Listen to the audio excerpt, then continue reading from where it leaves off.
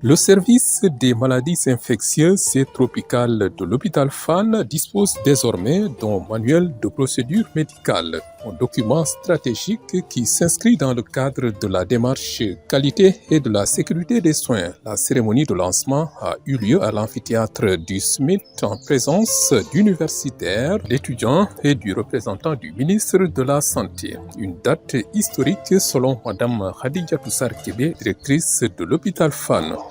Nous sommes très heureuses aujourd'hui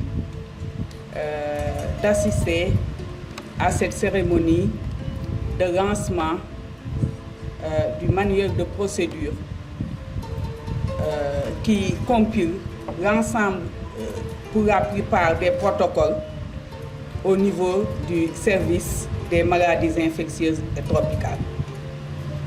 C'est vraiment un honneur et c'est une date historique qui marque une innovation majeure dans la formalisation des processus de prise en charge médicale dans un manuel de procédure.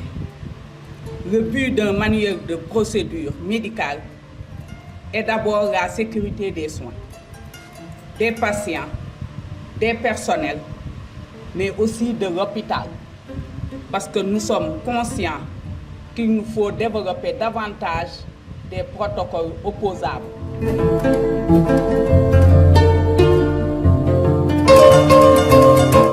À la tête de l'équipe de rédaction du manuel de procédure, il y avait le professeur Moussa Seydi qui a tenu d'abord à remercier le ministre de la Santé et la directrice de l'hôpital Fann pour leur soutien dans ce travail avant de revenir sur l'importance du document dans la sécurité du patient.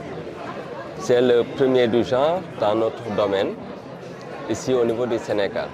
Ce manuel vise à aider les praticiens à améliorer la qualité de leurs soins. Donc, c'est un manuel qui est fait pour la sécurité du patient. Mais nous n'avons pas fait que cela. À côté de ce lancement de manuel de procédure, nous avons également réceptionné notre bibliothèque. Il s'agit d'une bibliothèque moderne qui respecte tous les standards qu'on peut consulter même à distance.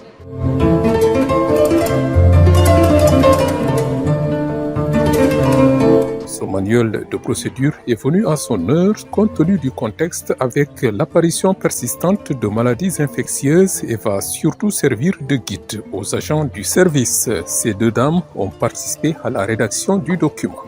Ce manuel représente bien plus qu'un simple document technique.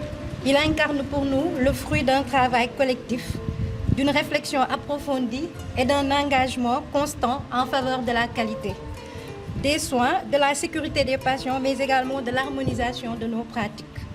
En effet, le contexte étant le service des maladies infectieuses, qui est un service de référence pour la prise en charge des maladies infectieuses et tropicales, et qui fait face à la persistance des endémies telles que l'infection à VIH, la tuberculose ou encore le paludisme, mais aussi face à l'émergence d'épidémies telles que la COVID-19 et les fièvres hémorragiques, mais aussi face aux résistances antimicrobiennes qui sont d'actualité. Il représente un défi majeur pour nos systèmes de santé et il est essentiel dans ce cas de disposer d'outils de référence clairs, pratiques et adaptés à notre réalité de terrain.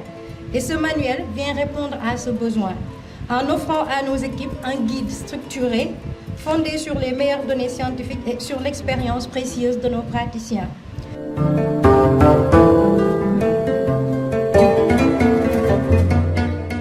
Pour le représentant du ministère de la Santé qui rend hommage au professeur Moussa Seydi, ce manuel est un document qui doit être classé comme manuel de référence national. C'est un document révolutionnaire qui doit révolutionner le comportement du personnel du SMIT. Avec son application, nous devons voir un personnel plus exigeant dans la façon de faire et qui n'a pas besoin que le professeur soit là pour faire correctement le travail qu'il doit faire. Ils n'ont pas besoin que la directrice vienne pour voir toutes les choses bien arrangées, bien ordonnées. C'est donc un document qui va nous installer dans une démarche qualité. Et l'autre challenge que je n'ai pas vu dans la présentation, c'est de s'inscrire dans une démarche de certification de la structure du SMIT. Certification ISO.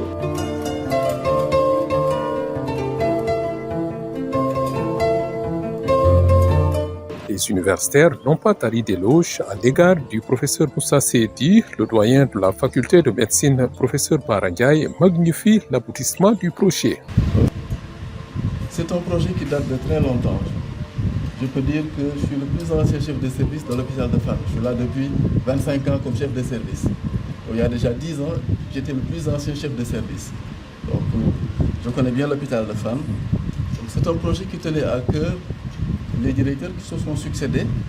Et je me souviens, on avait confié ce projet à un collègue qui devait donc piloter ou coordonner l'élaboration de procédures pour tous les services de l'hôpital. Ce projet n'a pas pu aboutir pour diverses raisons sur lesquelles je ne vais pas revenir. C'est avec beaucoup de plaisir que je vois que ce projet a abouti au niveau de ce service qui est piloté par M. Seydi.